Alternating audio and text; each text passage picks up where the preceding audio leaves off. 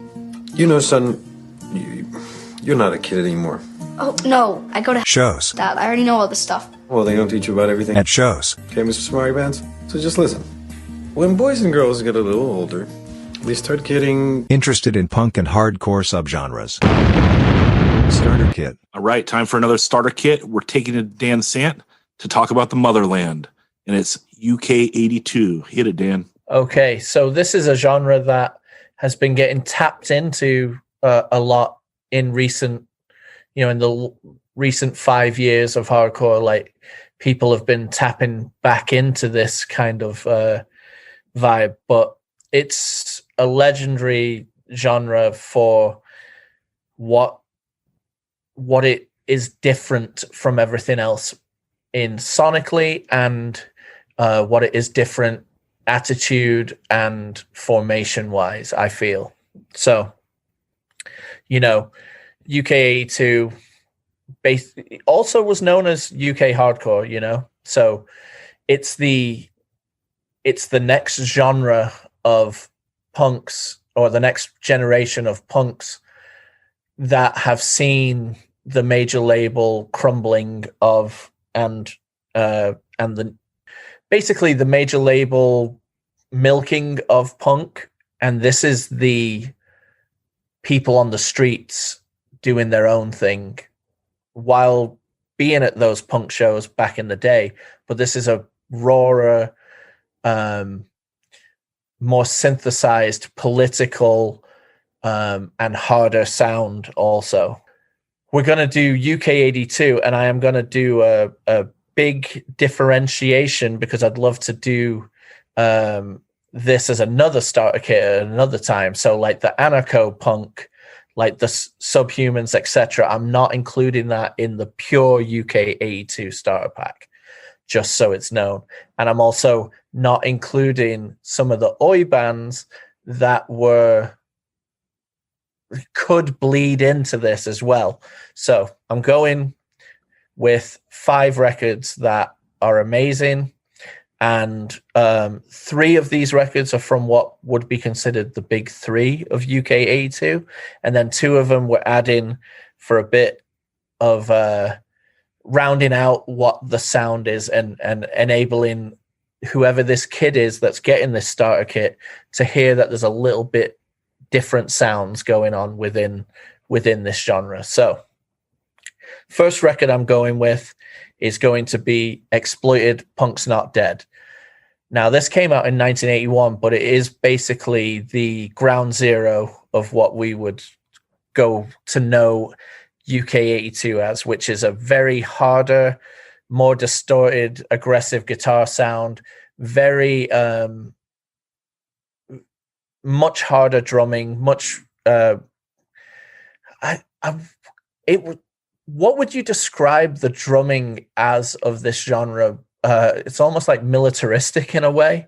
It's somewhere between like the mid-tempo punk and the fast of hardcore. Like, yeah, if people are familiar with like the Teen Idol 7-inch, the fast beat that they do on that is very similar to all this UK82 stuff, which is, I mean, it's spoiler alert, but you're gonna have Discharge on here, which break out and everyone says the D beat, right? Of course. Yeah. So, I mean, I guess it's kind of that, but some of these bands is just a tad bit slower, but it's somewhere between mid-tempo and fast. And what's interesting is a lot of these UK82 bands, they're taking what punk is, and they are actively trying to make it harder, faster, a little bit more aggressive, but there are influences like Motorhead and stuff like that bleeding in, maybe on a subconscious level, especially with Discharge. So Exploited, Punk's Not Dead, it comes out in 1981. It is literally talking to the fact that the people that were involved in first wave punk, especially the architects of it, were doing it artistically, not necessarily the Clash, but like the Pistols, Malcolm McLaren, etc. And when they felt like it was over, it's punk's dead, like there's nothing new here, there's nothing exciting. Well, when these kids from the working class housing estates and people in dole queues, mile-long dole queues, thanks to Margaret Thatcher waging war on the national industries. So coal mining, steel works, etc. She's trying to privatize all of those, which meant massive layoffs. And then people are coming out of school with no factories to go work in. So they just go on the dole.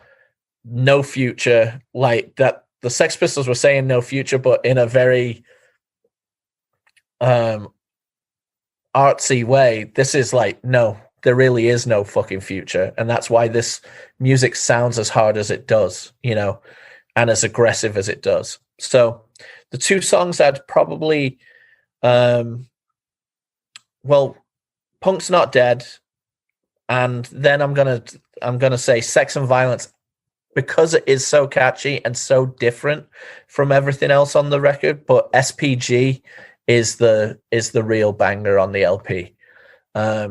Exploited were a band from Edinburgh, which I was corrected on a few pods ago.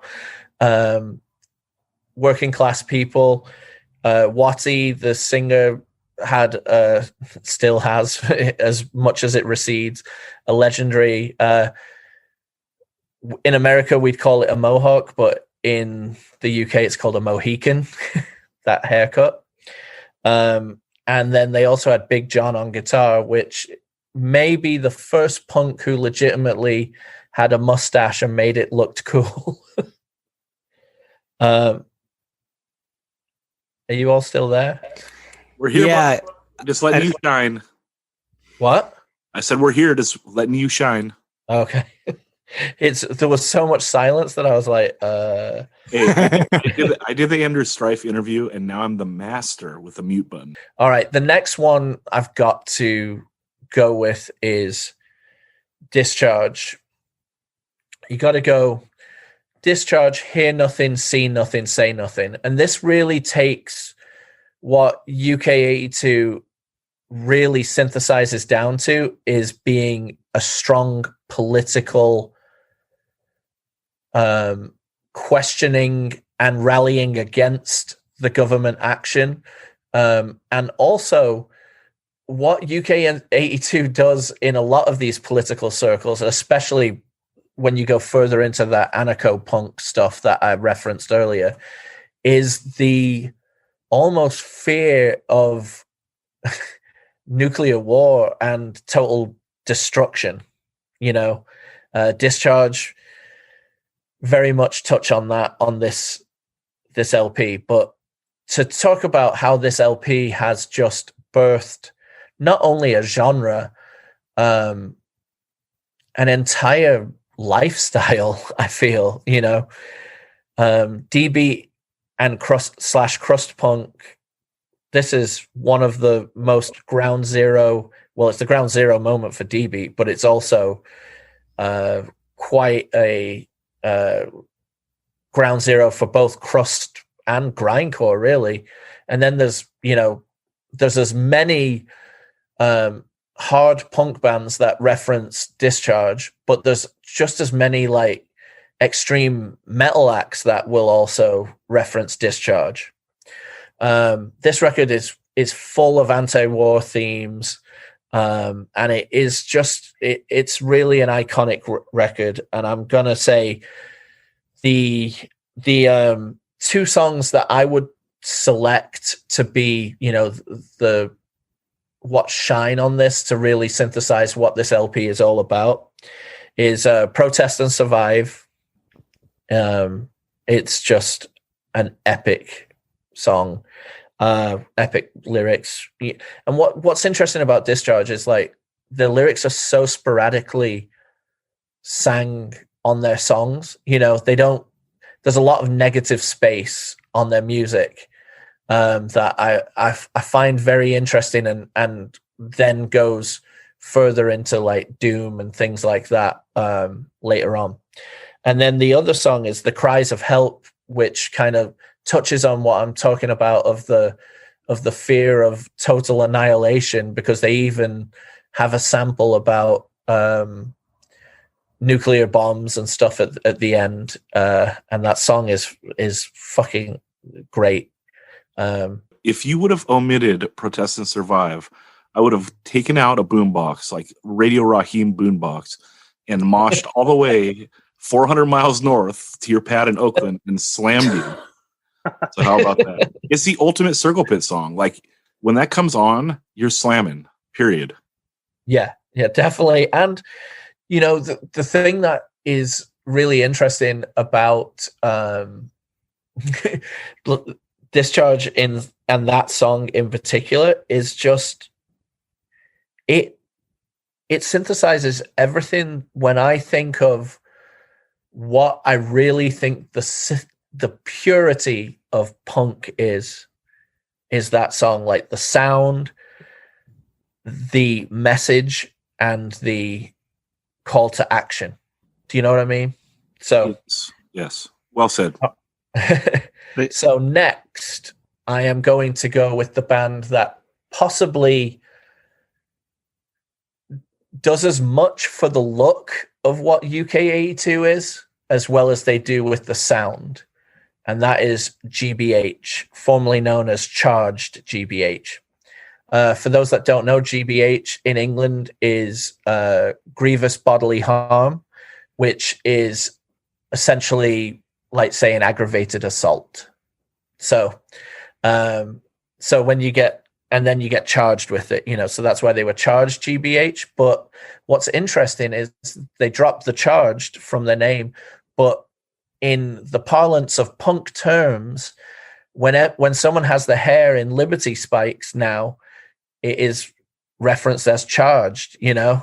So it's funny how that, I really love that. I just love these weird little cultural, tiny little pills that kind of get dropped from these kind of things. I'm so glad you brought that up because that's perfect starter pack, Daniel.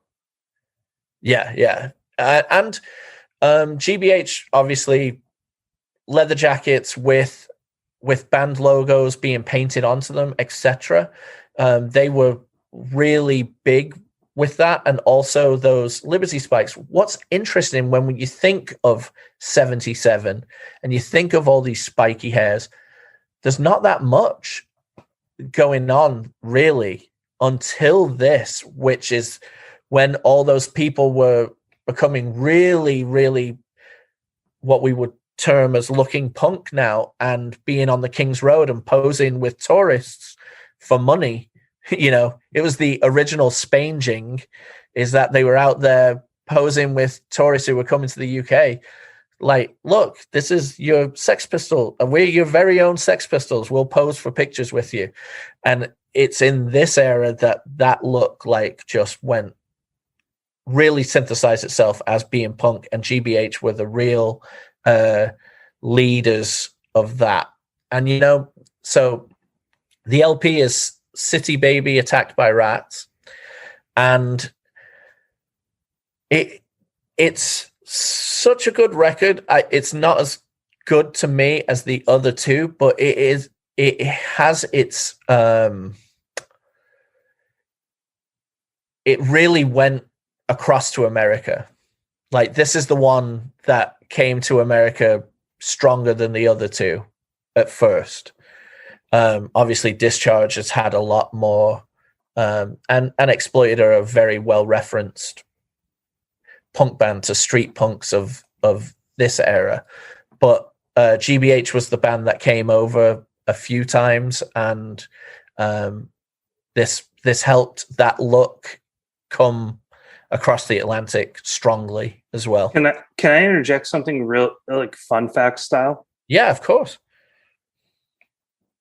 So didn't get paid for it and is mad about it to this day, but the Exploited, like the classic skull with the Mohican, yeah, that's Pusshead. People don't relate that to Pusshead, but that's a Pusshead illustration. Oh, that's sick. Holy cow, I never knew that either. I didn't know that either. Yeah, like for some reason he didn't get paid for it and he's very mad about it, but it's kind of interesting that like he had that influence on UK punk too. Just throwing that in there. That's all. Yeah. Sorry to interrupt the vibe. No, I love that. Apologies for knowledge dropped. The two songs I would pull from this to be I won't call them standouts because you could really go with almost everything off here except for Slot. I'll go War Dogs and City Baby Attacked by Rats. But this is a great record, like fucking awesome. And what's great about UK82 is whereas many of the first wave punk bands, it's very London centric. We've just talked about a band from Edinburgh, and then Discharge are from Stoke-on-Trent, where Shakespeare's from. But that's up north and very working class. GBH, the same, like in the Midlands. And then the next band we're going to talk about, One Way System, is up north in Lancashire, near Manchester, a place called Fleetwood. And it's just great that it's all over all over the British Isles, really, at this point. And because bands are playing squats and small venues and helping each other out, it's following on from what Black Flag did across America. The punk ethic in the UK obviously isn't as, it's not 100% as DIY as what Black Flag were doing, but it is extremely DIY in the sense of like, well, we've taken over this abandoned house, squatting in it, and we're going to put on shows, and then we're also going to play venues as well. It's not just that it was exclusively that, but it just enabled a lot of bands to go from city to city without having a major booking agent, etc. Not saying that the Exploited still got into like the top 20 and occasionally, and these bands were still selling a decent amount of records and all that. It's not like they were playing the Che or anything. All right, so One Way System. I keep getting derailed, but it's punk in it. This record, start to finish, is so fucking good, and that's the reason I added it. I mean, I really could have selected from a vast amount of different UK 82 like stalwarts. Like I really could have gone with Abrasive Wheels, could have gone with Broken Bones, and like I said, I could have gone off to the Anarcho and the Oi directions, but I really wanted to synthesize it with One Way System because it is very political, but it is also super you can hear the difference between a band like this and Discharge, but that they're both from the same scene, but they sound very different at the same time. So I really think One Way System's a fantastic addition to a starter kit, and the songs I would choose would probably be Jerusalem and Forgotten Generation, but I am going to give a special shout out to You're Ready Now, the Proto Tsunami spelling. Oh, you stole my joke, Daniel. Hey, it's my starter kit. That's true. And we should say, because when I brought that up today, on the first press, the your is not on there. But it's later presses, they add the your and put in the wrong your. Shout out Tsunami. Yeah. And that song is very, very catchy and almost like a nod to the 77 before, while the rest of the stuff is very Blitzkrieg UK 82 style. So that's my number 4. And then for the fifth LP, I'm going to go The Partisans, self-titled. And the reason I'm choosing The Partisans is because it is that little bridge to the Oi scene. It is very much UK 82 punk, but it is that bridge to what would be known as Oi, which is a lot more of the really, really working class themes that weren't as, I won't say they weren't as intellectual, but they were a lot more about being on the street, like being someone unemployed on the streets, like hanging out, doing all these things, being fucked with by the cops, etc. And they, well, interestingly, they were featured on Gary Bushell's Oi compilations, Carry On Oi. I really, really, really love this band for a long time, but there wasn't really much to know about them. Although, you know, they seem to have been one of those bands that's come back all the time, like for those like Holidays in the Sun things, like maybe got one original member. But this LP from start to finish, the reason I'm including it in with the UK82 starter pack is because this is going to give the listener just a little bit more melody than the other selections, just a little bit more catchiness, but it still has that same speed and attack that UK82 has.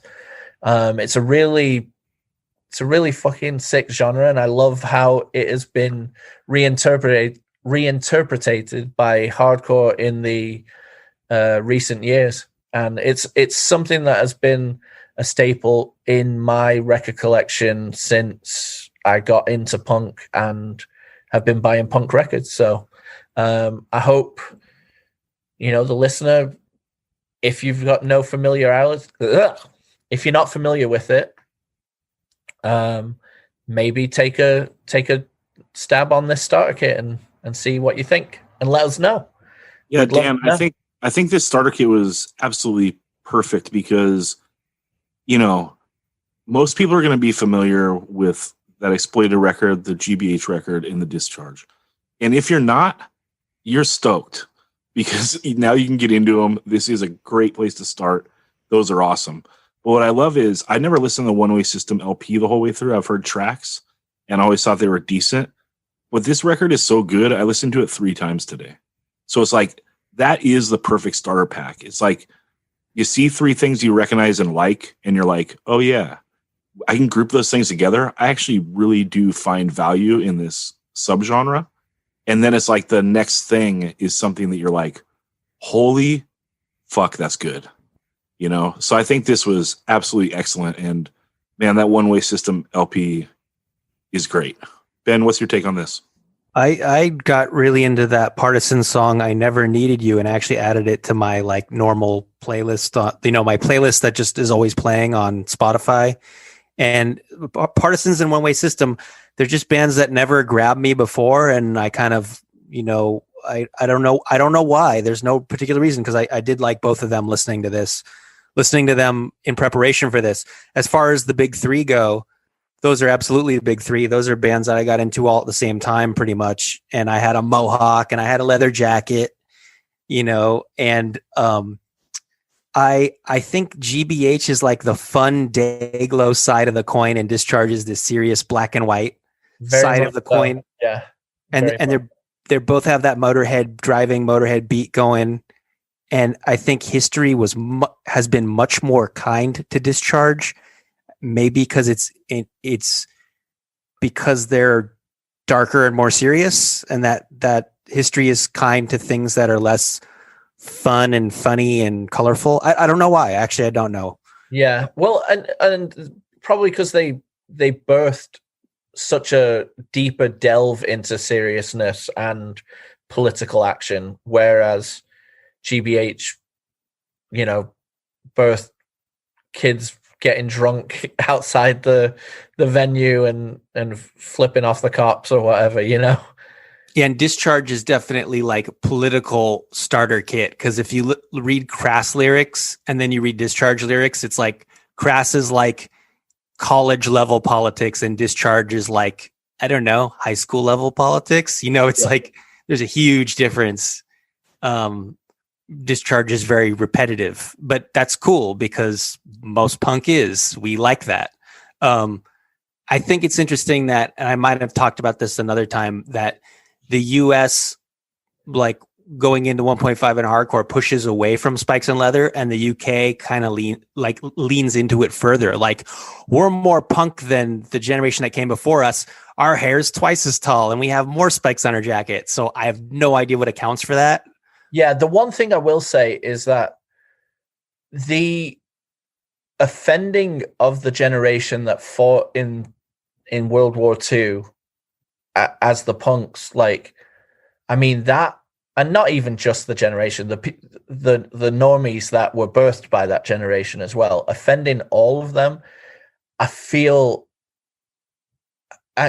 has so much more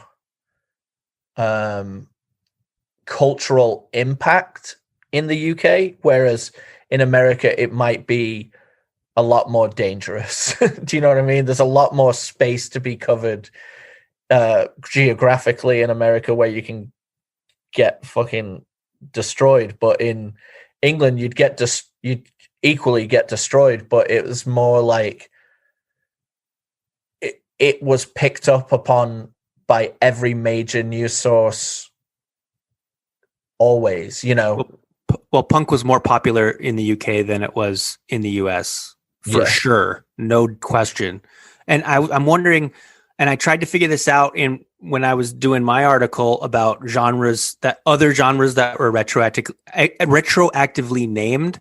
At what point was UK82 used to describe a genre of music? I mean, I understand it's an exploited song that came out in 1982, but when did people start referring to all this stuff as UK82? I couldn't find an answer to that. Do you know?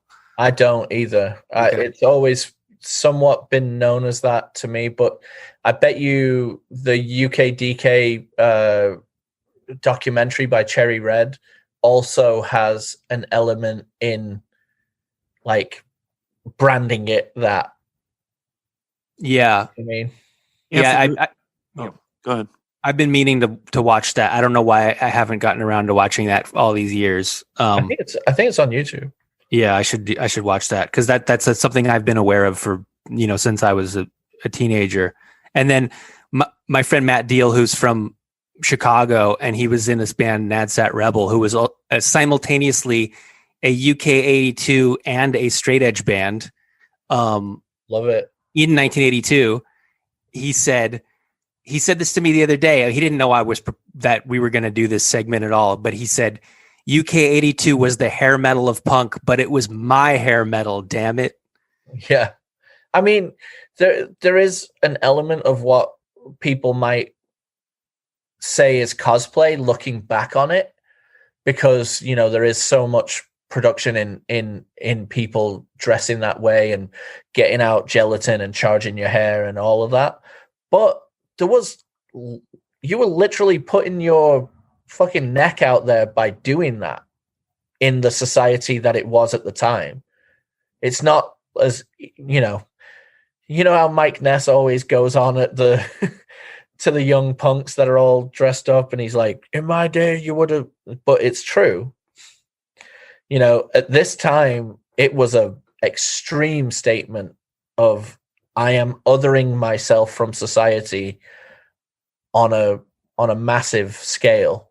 I mean, for some people it was fashion, but for the most part, there were consequences of doing it, and that's why, like it may be referred to retroactively as kind of hair metal and like really dressing up and going wild with it, but it was also especially on the British Isles, it was especially a statement. Anthony, what's your take on this? I think it's a perfect playlist. I couldn't add anything to it. What I will say is I do think UK82 is kind of an analog for what happened in the United States, at the same time, as a rebellion of a reaction, sorry, not a rebellion, but a reaction to what came before. Whereas I think UK82 is like a little more tuneful. US is a little more like guttural. I'm going to reuse that like lame term. The only thing I'd add to that is that there's some stuff like to get on more like the crass spectrum. And these are just things that like filtered to me. Like, I don't think they're definitive. They're just like what I found or whatever. Like Flux of Pink Indians, Tube Disasters, specifically, that shit blew my mind. And I believe that record came out in 1982. New Smell, like that, or 81, around there. That record's fucking insane. Like that kind of like crass punk, black and white punk. Just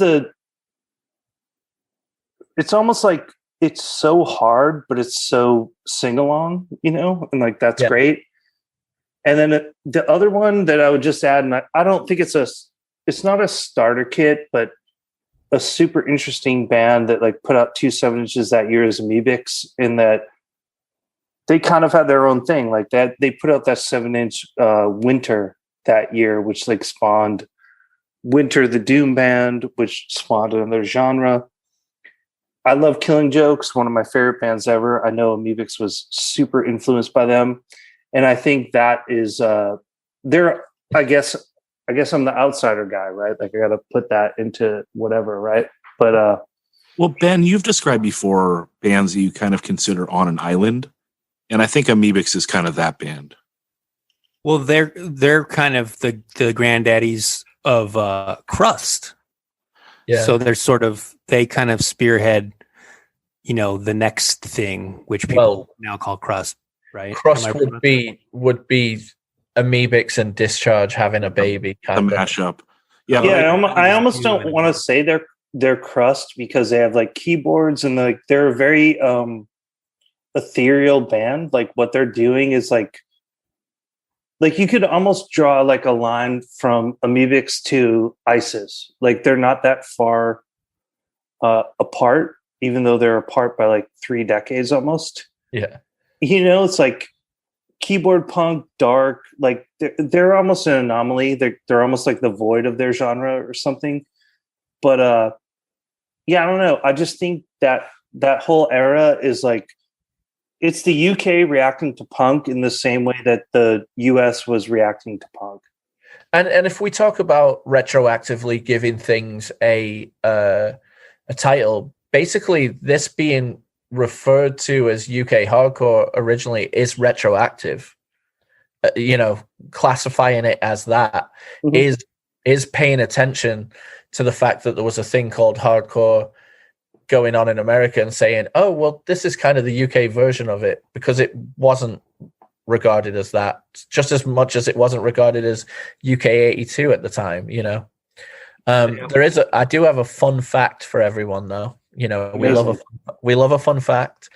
A secondary member of the band The Partisans is Dave Parsons, who was the brother of the original bass player Mark Parsons, and he went on to be in Transvision Vamp, and then also achieved multi-platinum status in Bush. Wow, that's funny. How about that? I texted my friend Mike Dunn, who knows fucking everything about punk and hardcore up to sometime in the 90s. And he helped me immensely on putting together that 1.5 record list. And I asked him. Ben said 1.5. Everyone take a shot. Yeah, that's it. But I asked Mike Dunn, give me your top 5 UK82 records, and I'm going to read this right now because it's very quick. He said GBH, City Baby, Attacked by Rats. So we got that in common. One for Daniel. Point to Daniel. Abrasive Wheels, When the Punks Go Marching In. Daniel almost picked that. Yeah. Half a point to Daniel. Skeptics, So the Youth. Ooh, that's a bit more of a deeper cut though, but it's a good choice. Verruchers, Bloodsuckers. Yeah. Right there. Yep. And Exploited Troops of Tomorrow. All right. Yeah. Well, Oh wait, I do have one more thing to add to this, which is like super interesting to me, is that if you're a kid getting into, I don't know whatever, we'll pick a kid in 1990, right? You couldn't see, if you were an American hardcore kid, you're not seeing like most of the bands, right? Like a couple, right? Agnostic Front, Sick of It All, whatever. Yeah. You can probably see every UK82 punk band at a festival when those are happening this summer. Like most of them Yeah.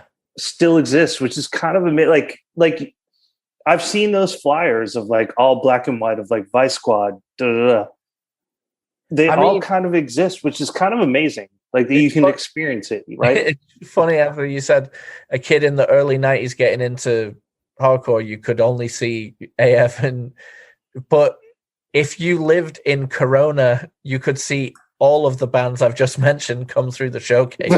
yeah. But I think that's a cool point because, you know, bands that end up having such longevity and end up having scab lineups, like Daniel, you were talking about the Partisans might just have the same roadie. You know what I mean? Like maybe no one's original. Real, yeah. There is a merit to like having the song still out in the ether, you know, because it does make the songs timeless. So it's like you love the records, you love to go and hang out with your friends and go to a big show. It's pretty cool to hear the songs. Like it forces the songs to live on. I believe like I saw GBH and Stiff Little Fingers in '93. And like when I just heard Generals, I didn't care who the fuck was playing it. I want to hear that song, you know, like for sure. What I was going to say, which is an interesting point to that, is hardcore kids have the chip on the shoulder where they're like, this is fucking cheap. This is a cash grab, blah, blah, blah. Whereas like lots of the, you know, punk kids, especially Charged Hair, you know, Leather Jackets, Sunset Strip, whatever, you know, they're like, I just want to fucking see these legends and I don't give a shit. And if they're playing the songs good, great. You know, it's like. Right. Because you're hanging out with your friends, you're drinking some beers, you're listening to loud music. It rules. Yeah.